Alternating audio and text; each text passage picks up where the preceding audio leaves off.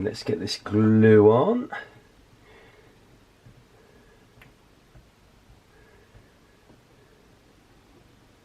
Moment of truth that if you check this glue will work, and I am putting enough glue on so that it will get every little part. Just getting a little spatula and the clamps. So let's make sure every little bit of this is going to be covered.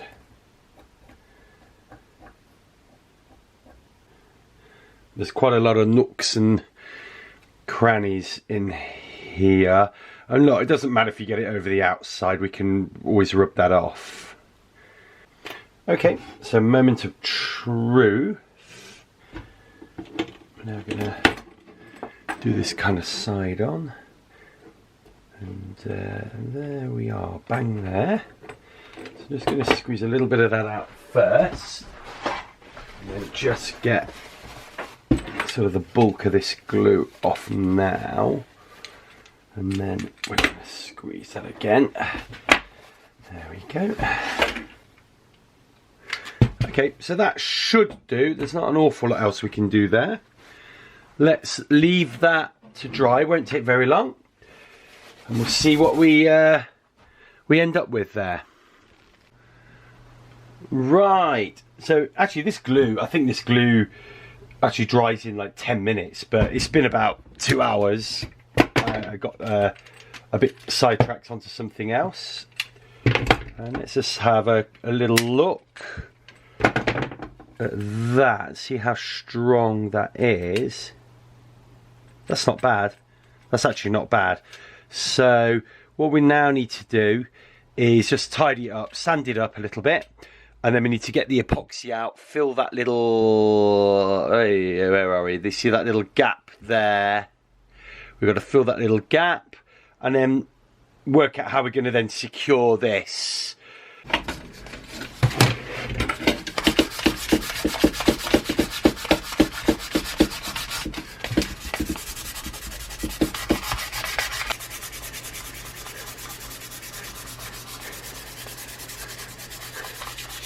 There we go.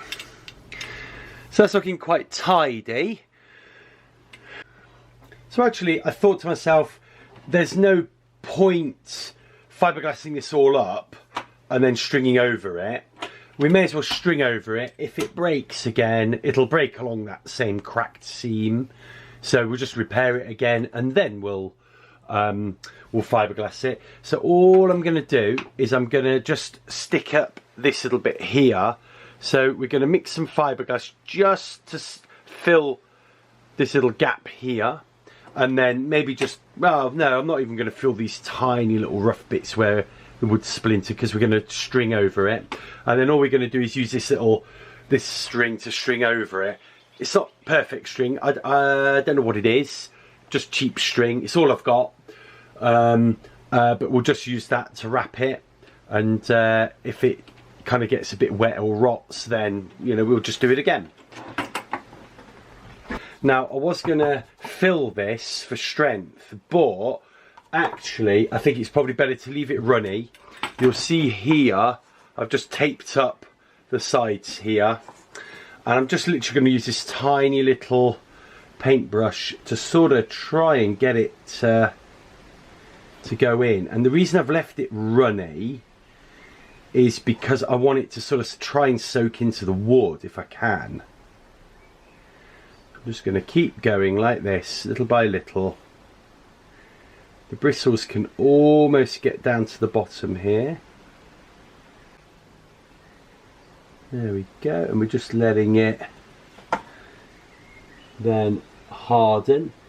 Just trying that. Yeah, that's definitely full. So we've unfortunately wasted a little bit of epoxy. There's not much else could have done. And unfortunately, any part of this I was gonna, the epoxy's on the other side, so we can't do that.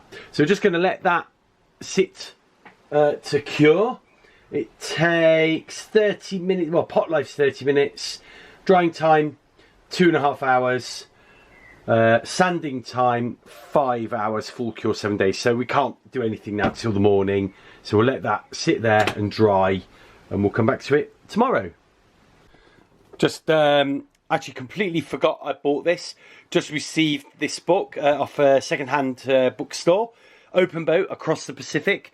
Web trials, and as you can see, he's sailing the lugger, and he sailed this boat.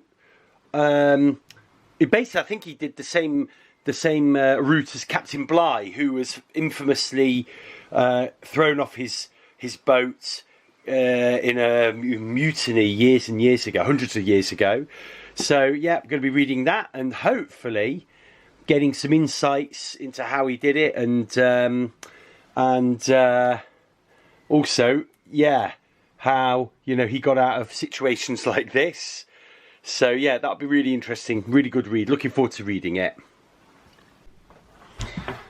So it's the next day. I've just realised. Oh, there we go. This tape. I thought that tape was going to be slipped out. So it's the next day. I've just taken this tape off. Oh, hopefully it won't stick to the epoxy. It shouldn't do. And there you can see that gap is now super duper filled up. And because I left the epoxy, you know, runny, it should have penetrated into the wood a little bit.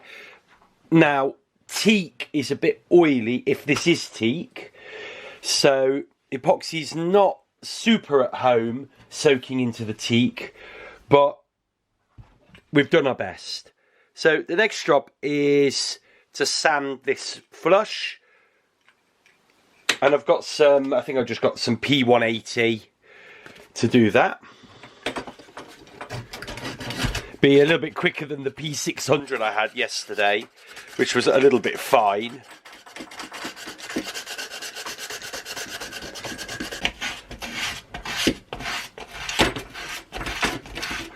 You can see it's sort of coming clean already.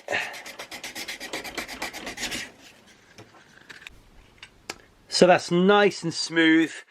We've got most of the epoxy off. So next job will be to get this string wound around, and that will go around here just to create a little bit of strength for this. I mean, I've been just very gently, you know, giving it a little bit of play, and it's really rigid, it's really strong. Whether it would, you know, survive an impact like that, which is what happened, the tiller handle just unclipped and swung from about 20 centimetres, just went click and it just cracked it along there. Whether it survived that, I don't know, we'll find out, but I think the string will give it the best hope of doing that. And if it were to crack again, then we'll just have to think again. We'll have to just use glass fibre and reinforce it, you know, like a sleeve, like that kind of thing. But I think at the moment this is looking like it's going to solve the issue. Okay, so I've just moved over to another desk so you can hopefully see me doing this. So to wind string on, what you need to do first is you need to trap the string like that. So you lay it across the top, and then what you then do is start your winding procedure, oh, wrong way, this way. And you can see you're trying to trap that string underneath like that. So you're keeping a degree of tension on this string, and then that's all there is to starting off the wind of this string. Now you can snip this off, so a lot of people use a longer length, and then they kind of get to this level here and they snip it off. But I've actually used quite a short length there, so I'll just keep winding over. I'm going to put the string over there. I didn't want to cut this ball of string because I think I'm going to use a lot more string than I think. So I'm trying to work with that. There we go. So we've now, oh, excuse that, we've now covered that area there. And it's looking quite good actually. This string, isn't great, I don't think, with water. It's just like bog standard ball of string that you get from your local hardware store. But I figured it would be the quickest fix. It's nice to work with as well. You know, like more polyester or nylon based strings are a little bit, springy and awkward to work with. And as I'm doing this, in fact, I'm going to just change my technique a little. I'm just putting my notepad there to stop that making noise. I'm now going to actually wind turn the actual handle round, and as I'm doing it, I am keeping quite a decent tension on this string, and I'm also pushing it in, so you can see I'm pushing it in that way so we don't get any gaps in the actual string. So it's actually a bit easier to turn the handle round, and then we keep doing this until we've got a decent amount of string here. So I figure the crack, if you see there, is about to here, but yeah, that might be, we might go a little bit further just to create a nice handle. Won't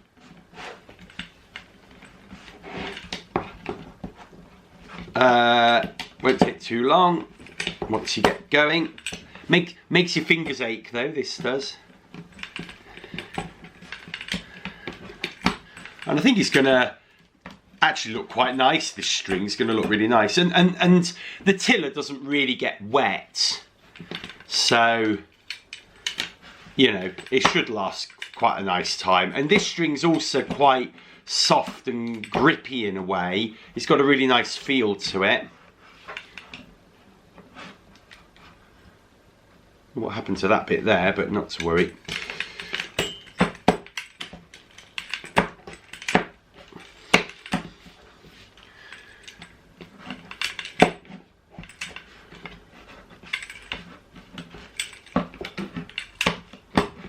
Yeah, we're nearly there. We're nearly at the end of where the crack was. So another few turns. We're going to be over that.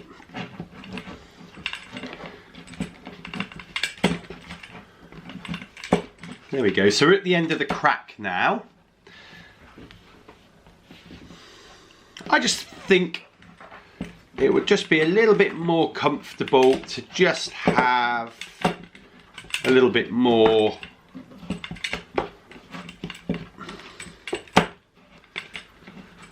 handle there.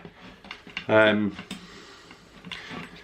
reason the tiller handle has this sort of little end to it is that a lot of the time you're using that to steer the boat, especially when you're beating, because you need to sit a little bit further up front from in the boat. The boat's quite wide actually, so even when you're sat right at the back with the tiller, it's very hard to get the tiller all the way over, you know, to the other side if you need to, you know, make a sharp turn or you need to tack a bit quicker. So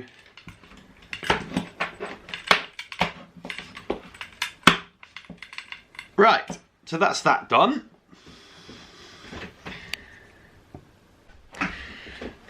So here's the handle with the string roughly where I want it. I've just sellotaped it off to keep it taut, so that'll just do for now. And now what we need to do is finish the string. The way we do that is the same as how we started it. We want to try and trap some string underneath where we wrap. But we can't do that as easily because we're already winding the string on.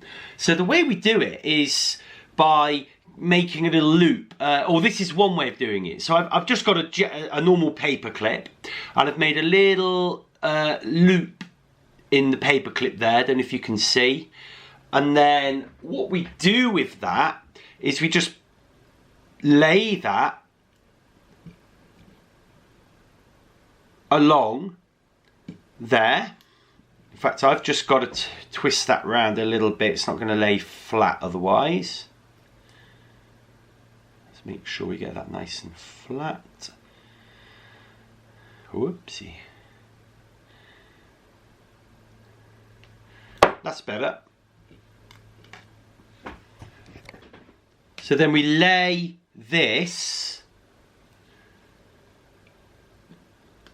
along here, and I'm going to leave, for us it doesn't matter how far the string goes really, but you'd need to line that up to really roughly where you want the string to stop. So I'm going to do another 4 or 5 little rounds there, and then what we then do is hold that in place, and we just continue to string around. So I'm just going to remove this sellotape now. I'm just going to move, there we go, turn this around. Sorry, I've just got it the wrong way round. Keeping it nice and tight so you can see we're just trapping that little metal piece underneath. And then we continue to go round and round and round, just the same as before. I do hope I've left the little eyelet big enough, because you've got to thread the string through that eyelet.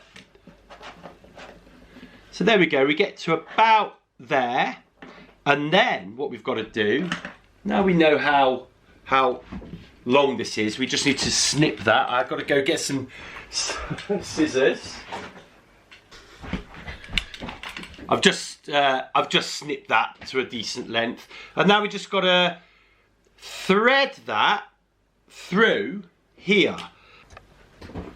Right, so I've now got this loop, and I just need to now bend this loop up a little, and then let's put one more in, and then what we do is we thread that in from the inside, just giving it a little bit of a lick to keep it in. There you go. So we thread it in on the inside like so. Whoop, and we try not to put it out. And then, so we've got this sort of thing. Hopefully you can see that it's not too blurry. I'm having to hold on to it. And then I'm just going to turn this around the other way, because I'm going to use, I'm right-handed. And then all we do is we get hold of this other end. I mean, ideally you'd have a little bit more wire to grab hold of, but this, I looked around here for ages, and all I could find was this paper clip. And then what we then do is pull